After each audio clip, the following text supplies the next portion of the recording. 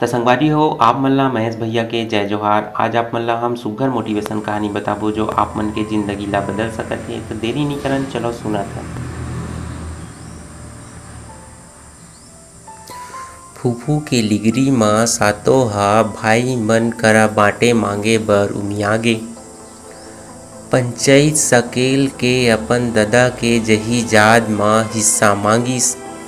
नियत नियाव म लड़के सातो ह अपन ददा के जहीजाद म हिस्सा पालिस।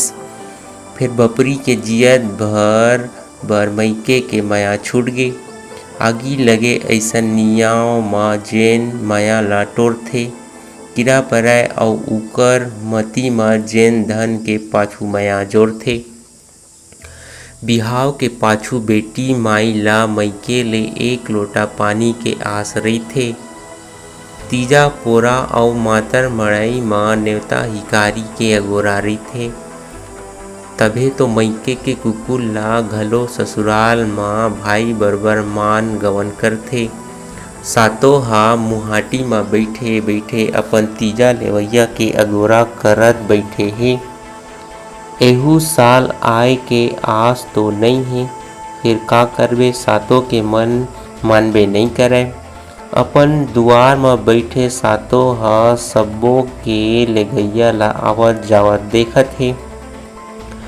सातो के मन के लालच के तेलई मइके के सुरता डबके लागथे। सुरता म चूरत मन फुसुक फुसुक रो परथे। गोहार पार के रोए म ओकरे फरियत होही। बपरी ल कोनो पूछ परही त का बताही। फूफू ह अपन लालच बर सातो के मती बिगाड़े रिहिस। भाई बहिनी अउ ननंद भौजई के नता म जोझा पारे रहिस। सातो ह मने मन अपन करम ल कोसत आजो तीजा लेवइया अगोरत हे।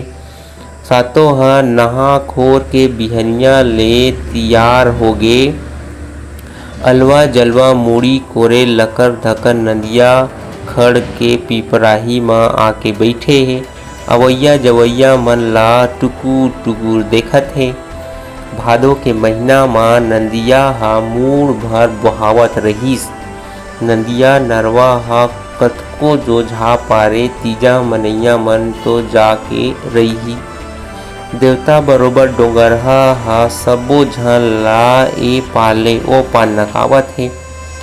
बांस भर पानी म तउरत डोंगा म सवार तिझारिन मन ल देख के सातो के मन निच्चट उदास होगे हे।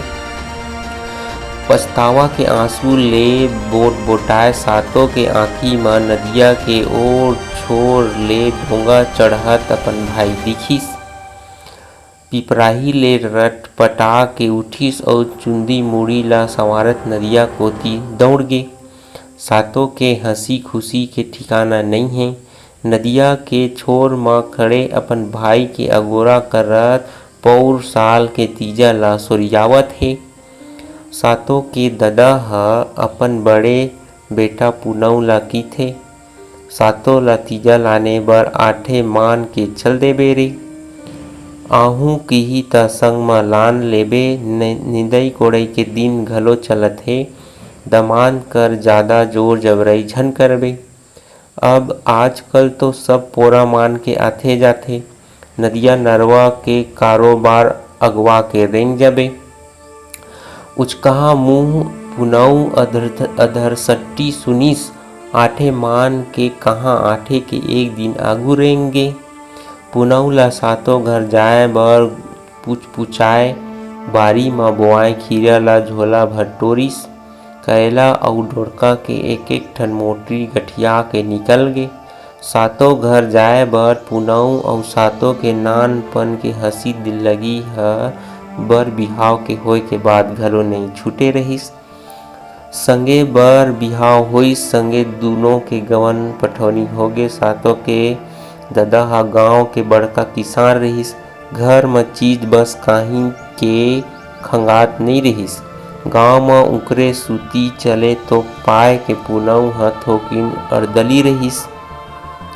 ददा ह जाय ल कहे हे कइके बारी ले घर नइ आइस मोटरी धरे सोझे सातो घर रेंग दिस। घर ले बता के जातिस त भौजी ह रोटी पीठा जोड़तिस। ददा ह बारी म गोठियाइस सातो घर जाबे कीके। पुनऊ ह कोनो ल आरो करे बिगर मोटरी भर साग भाजी धर के निकल गे। पुनऊ ह पेडगरी रद्दा म अकेल्ला रेंगत झोला के खीरा ला खावत खावत जावत रहिथे। नदिया खड़ के पहुँचत ले झोला अपने ह अधिया डारथे। सातो ल देहूं कीके आधा झोला खीरा ला बचाए घाट म पहुँचे हे। किंजर किंजर के डोंगा देखत हे। काम कमई के दिन म डोंगा घलो कम चलत रहिस। एके ठन डोंगा वाला रहिस, उहूँ ह ओ पार खड़े रहिस। कहाँ डोंगा अगोरत रइही कइके पुनऊ ह मूढ़ भर बोहावत नदिया ल तउर के नहा के दुनों हाथ म एक एक ठन मोटरी ल धरे हे।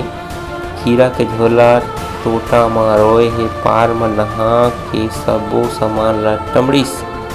करेला अउ डोड़का के मोटरी तो बने रहिस, फेर खीरा ह बोहागे रहिस।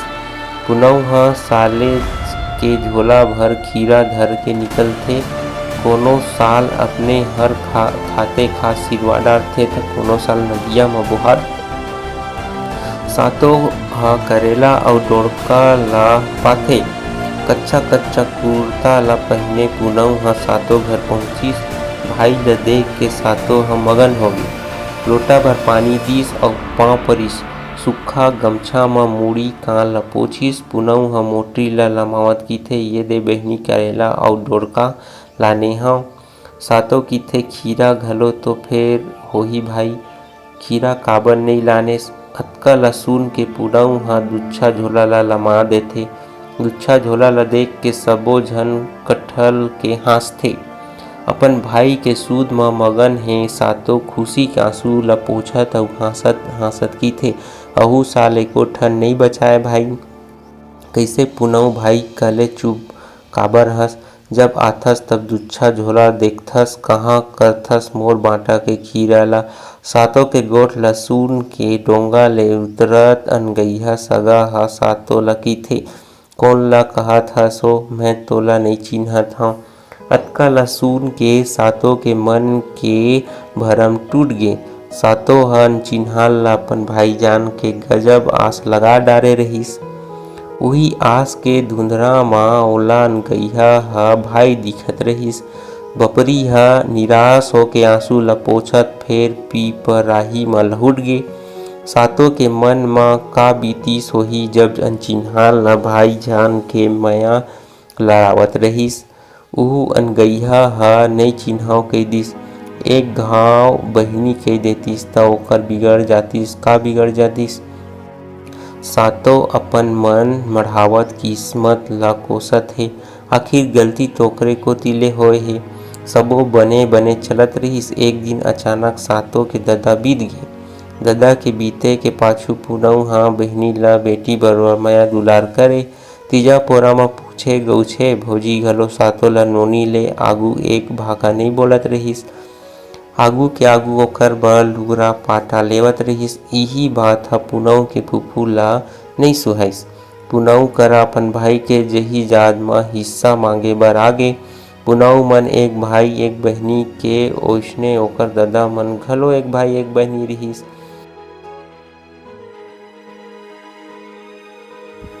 त संगवारी हो, आप मन ला ये कहानी अच्छा लगिस त लाइक अउ सब्सक्राइब अउ कमेंट्स करे बर झन भूलव। आप मन ला महेश भैया के राम राम।